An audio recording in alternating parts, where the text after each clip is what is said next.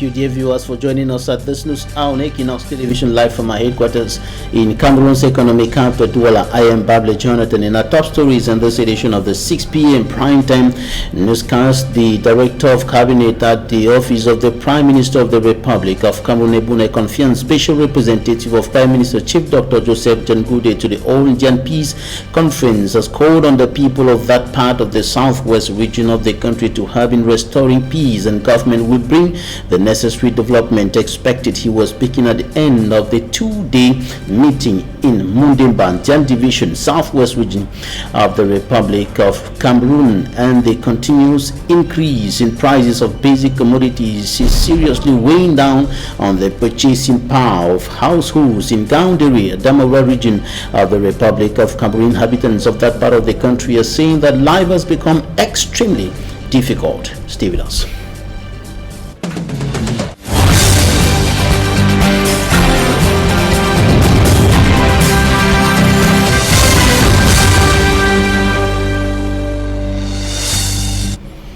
Life is increasingly becoming extremely difficult for low-income earners, in particular, and the poor in the Republic of Cameroon, as a result of the continuous increase in prices of basic commodities in the northern regions of the country. The situation is becoming more critical in Gaoundéré. Inhabitants are saying that they're finding it quite difficult to put food on the table with the prevailing inflation, and of course the increase in prices is seriously weighing down on the purchasing power of the people. Details with Fomi Armstrong Sander. The Adamawa region is not exempted from the current and worsening increase in the prices of basic commodities and services in Cameroon. In the regional chieftown Gaoundéré, traders say they have tried every available survival strategy to no avail and fear a possible collapse in economic activities. Everything has changed in Gaoundéré. We are helpless. A liter of Diamant oil, for example, initially sold at 800 francs CFA, now costs 1,500 francs CFA.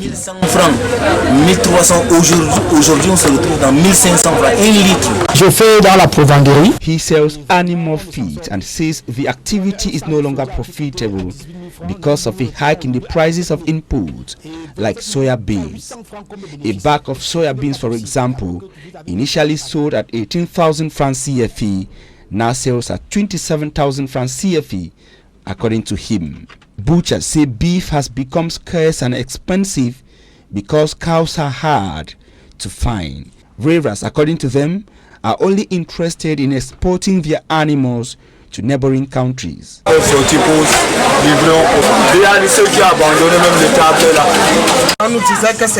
It is shocking to know that beef has become more expensive in the Adamawa region than in the southern regions of Cameroon, whereas the region is unrivaled in cattle rearing. A kilo of meat without bones, for example, now costs 3,000 francs CFA. The situation is even more complicated to households who are expected to spend more for the same or lesser quantity, even without a change in income. Granite 750 for one pan instead of 300. Granite oil 1,500. Soap nana 350. As a measure to relieve the impacts of the hike in prices, the Minister of Trade in Cameroon has advised Cameroonians to adopt a buying in bulk or group purchase strategy for survival. And the increase in prices and the unstable socio-political and security situation in Anglophone Cameroon is crumbling, or better still, hindering agro-pastoral activities in that part of the country. Rearers in particular are finding it quite difficult to feed their animals and of course to continue with their activities as usual because of the increase in some inputs, notably wheat, resulting from the crisis in Ukraine, or the war in Ukraine. Bustela reports. Once now, Cameroonians have been lamenting the increase of price of goods in the market. The price of livestock and products have also increased, thereby increasing the cost of living. At the cattle market in Bamenda, Traders in cattle blame the high price on beef on the now 6 years conflict in the northwest and southwest regions of Cameroon. The cows are very, very expensive comparatively to last year.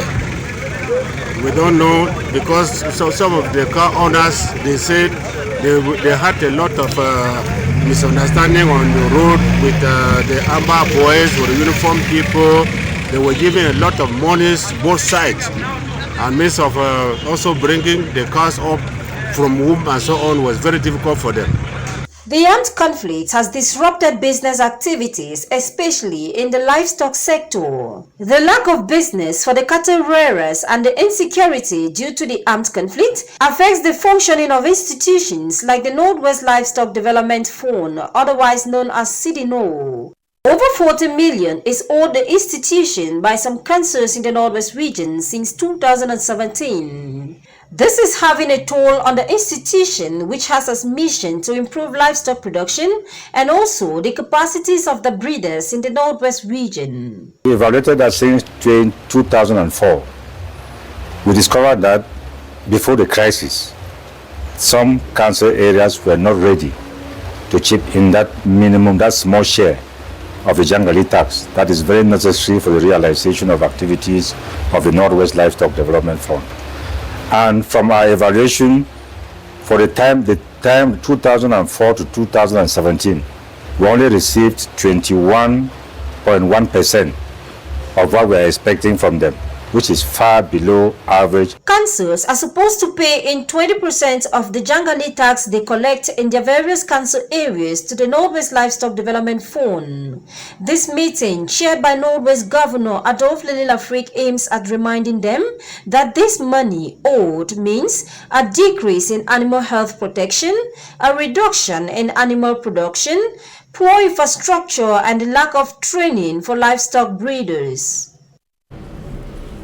And the people of the Indian Division, Southwest region of the Republic of Cameroon have been urged to put their hands on deck in view of enhancing efforts to restore peace and normalcy in that part of the Southwest region and across Anglophone Cameroon in socio-political and security tensions for close to 6 years now. And during the All Indian Conference, that brought together sons and daughters of the division in Mundemba, the representative of the Prime Minister, Chief Dr. Joseph John Gute, that is the director of the cabinet at the Prime Minister's office, Ebune Confiance, urged the people to work for peace, and government will do the rest. Government will bring the necessary development expected by the people. Take a listen to this report compiled by Derek Jato. Drawn from all the 9 subdivisions that make up the Indian Division, this population is in Mundemba, the divisional headquarters of the said division, for one thing. There are no two things apart from peace to return India. And our most worry and our cry is that peace should reign. If the region is not in peace, development cannot follow. How do we attain this peace is what I've got to see. And this is him, Minister, Director of Cabinet at the Prime Minister's office, Ebone Confiance, the personal representative of the Cameroon Prime Minister and Head of Government, Chief Dr. Joseph John Gute, at the conference. And the PM's message was simple and clear. That our children who are taking arms in the bush should drop their arms, silence the gun, and embrace development. There can be no development, there can be no employment, there can be no roads, there can be no schools constructed if we carry arms. That's the principal message. And for our people to take the opportunities and all the avenues government has put in place to bring peace and development to this region. And as these delegates drove to town, the readiness of a new Indian were visible, as some positive changes could be noticed. Children could be seen moving freely on streets like this one, which was once a no-go area in the past. A tractor too is seen on the field, with the both sides of the road cleared, and some farmers back in their farms. At the peace conference here in the Mundemba Council chambers, a moment of silence in honor of those who paid the ultimate price was observed. Then the open debate and worries tabled to the PM's envoy. Your Excellency, maybe she will have a fair share that she deserves. We have human resources. Therefore, yes. The resolutions were met known. You heard for yourself. The youths of the division have come up as one and they say no to violence. The impressions. So it is time for us to work as a people for the good of our division. The ANC has paved the way for the visit of the Prime Minister. A peaceful walk round the town of Mundimba crowned this first ever Ondian conference. Land disputes threatening social peace and cohesion in the Republic of Cameroon. And a case in point in this newscast is in the Bonasama neighborhood Dweller 4 subdivision, where a man who has been allegedly duped in a land transaction is now seeking justice. And of course, he's calling on the administration and the judiciary to help him acquire justice in this case. Details in this report by Innocent Aze. Story building in Bonasama in the Dweller 4 subdivision, whose construction suffered a dispute. A 100-meter square piece of land on which it stands tall is problematic. Blaise Tazogue bought the piece of land in 2003 at a sum of 600,000 francs CFA from a neighbor, owner of this white building, Atangana Eluna Pierre, as found on the sales document. Blaise began construction on the piece of land in 2004. Unfortunately for him, he was duped because the land he bought rightfully belongs to the Bonasama community, whose chief ordered Blaise to stop construction works on it. One day, Mr. Ndoki, the then chief, summoned me and said, "The land on which I am building, I will never have access to it. That since I have started constructing on it, the only advice he can give me is to allow me realize the project and exploit it until I recover the money spent or invested. Then I leave the house and land." Jusqu'à la fin, et tu exploites jusqu'à ce que son argent fini, tu laisses l'immeuble et le terrain. A suggestion turned down by Blaise, who decided to drag Atangana, the seller, to court. In 2014, he filed a lawsuit against him at the Bonanjo Court of First Instance, with Atangana slammed a 1-year jail sentence and charged 18 million francs CFA to be paid to Blaise. This was not done, and in 2019, Blaise filed another lawsuit at the Court of Appeal, where Atangana was mounted pressure to pay the 18 million francs CFA ordered by the Bonanjo Court of First Instance. Despite all these legal actions, Atangana has neither paid the 18 million francs CFA nor served the jail sentence. Mr. Atangana made me to believe Cameroon belongs to them. The one-time CPDM subsection militant told me I am only wasting my time. Contacted, the accused preferred not to comment on the declaration because he trusts the country's justice system. A justice system that has not been able to compel Atangana serve the jail sentence and to pay the 18 million francs CFA. The victim, Blaise, says he is helpless and wishes one thing: Je suis dépassé. Je veux vraiment que le public me vienne en aide. Help to get effective justice. In the report coming up next, Immaculate Fokwe takes a look at the misery of private school teachers in the Republic of Cameroon. Many of them are working in precarious conditions. Her report. Meager salaries that practically makes it impossible for some of them to take care of themselves and their families. Private school teachers in Cameroon go through a lot of challenges. In some schools, teachers teach for over 3 months without receiving a dime as a salary. Nous retrouvons encore des salaires de 25 000 francs, de 30 000 francs. Some teachers are paid a sum of 25,000 or 30,000 as monthly salary here in the city of Douala. How do you think they are coping? They have to pay their house rent and feed the family. The fact that we are calm does not mean everything is moving well. When we are not at peace, things cannot work well. C'est signe de paix. Il n'y a pas de paix quand les cœurs sont troublés, quand les esprits sont lourds. The teachers equally frown at some proprietors who treat them poorly while denouncing poor working conditions. They equally blame the government for not implementing the rules in the labor code protecting workers in Cameroon.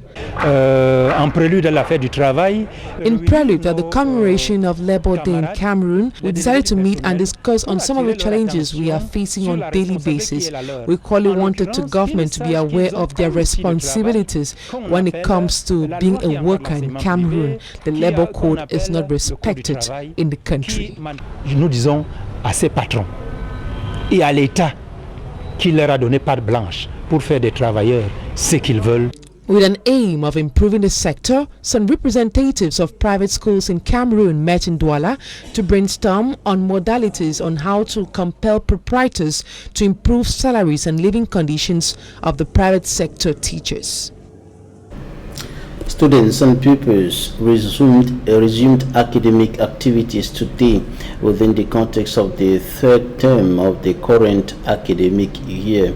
And the students and pupils, especially those in public schools, are going to school in a difficult situation as a result of the strike action of teachers that had been going on now for more than a month. And of course, in some of the schools, lectures are being dispatched to students, while in others the activities have been grounded by the strike action. In some of the schools, the pupils are seen learning, they're being taught by some teachers, while in others academic activities have been grounded by the strike action of teachers, which has resumed because of what the teachers qualify as failed promises or inadequate response to the plight by the education authorities in the country. Now we're going to look at the importance of regular medical checkup, and these medics say is a vital thing that should be done by everyone in order to ensure good health, especially at old age. And it is because of this, in view of this, that the president of the Cameroon English Speaking Journalists Association, Kamasearch Douala Chapter, and Morin, and the executive of the branch put journalists through some regular checkups, or better still general checkups, at the Archer Presbyterian Hospital, free. That was at the weekend. That is in view of contributing to the health of reporters who are supposed to be in good health to be able to do their job of news gathering, treatment, and dissemination properly. Details in this report by Immaculate Vaway. Statistics reveal that many Cameroonians go to health amenities for medical care when their health situation is already at an advanced or critical stage. Regular or routine medical checkup is still a far-fetched thing for a good chunk of the population, especially the poor and low-income earners. It's important to do a regular checkup because other than our regular malaria and typhoid, which we're used to it and you have a fever, there are other important diseases, more dangerous diseases that are silent killers, that if you do not go for medical checkup, you will not be able to detect. This is why, within the framework of activities of the 2022 World Press Freedom Day, members of the Cameroon English Speaking Journalists Association, Kamasearch Douala Chapter, are put through free general checkup by experts of the Archer Presbyterian Hospital, Bipanda. They are subjected to a series of vital tests which everyone is encouraged to do at least once a year. A lot of people don't get to know when they're hypertensive because they have a headache, they just take something for the headache, but the hypertension is killing you. Your sugar level too is another thing. That's another silent killer. Most people, before they discover that they have hyperglycemia or their sugar level is increased, they already have complications. So another important test for you to do is the cholesterol. The teeth and the eyes are other organs of the human body requiring regular checkup. We don't have the habit of coming to the hospital for dental care unless we have very, very, very bad toothache, which is not good. We could prevent all these things just by doing a checkup twice a year. Doing regular eye checkups is very important. They are very easy. You just come to the hospital, very easy tests that could be done, and we have a problem that could easily be detected and treated on time. Medics therefore recommend prevention through routine checkup as an indispensable way to ensure health stability, especially at old age. And Dr. Juliet Fogwe now brings to us details on some of the health problems highlighted in that report. Take a listen. It has 3 target organs majorly. It targets the eyes, it gives you a retinopathy, it targets your heart, it can give you heart failure if severe enough, and your kidneys. Now, kidney is very important because if you go to every dialysis center, more than half, a very significant population of kidney failures are due to hypertension. When you have a lot of cholesterol in your body, it's fat. So it clots around your veins or the walls of your veins, and blood supply is impeded, and then you start having complications such as stroke. When you have a lot of cholesterol in your body, it's fat. So it clots around your veins or the walls of your veins, and blood supply is impeded, and then you start having complications such as stroke. So all these things. So also your eye, once you lose your sight, most eye diseases are irreversible. Not all of them, but the very significant ones are irreversible. So doing regular eye checkups is very important. They are very easy. You just come to the hospital, very easy tests that could be done, and we have a problem that could easily be detected and treated on time. You don't need to start having all those dental caries, and then they'll start removing your tooth, you eat, and then food gets into the spaces, and you start having all those complications, especially now when you get older, it gets worse. But if in your youth, you check your teeth, your eye, your blood, every week, you do regular checkups, you get to live longer. In your old age, you have a more comfortable old age because you have controlled almost everything. A lot of people don't brush their teeth right. And we should brush our teeth twice a day, in the morning and before going to bed, so that all the food particles that accumulated, you take them off before going to bed, rather than going to bed with all those food stuff in your mouth, and then at night the bacteria keeps growing and damaging your gums, your teeth, and all that. And also, for some people, unfortunately, it gives them mouth odor. In news out of Cameroon, Nigeria's National Emergency Management Agency, NEMA, said mass burials were expected to take place today for dozens of victims of a huge explosion at an illegal oil refinery in the southeastern part of the country, in the southeastern state of Limo.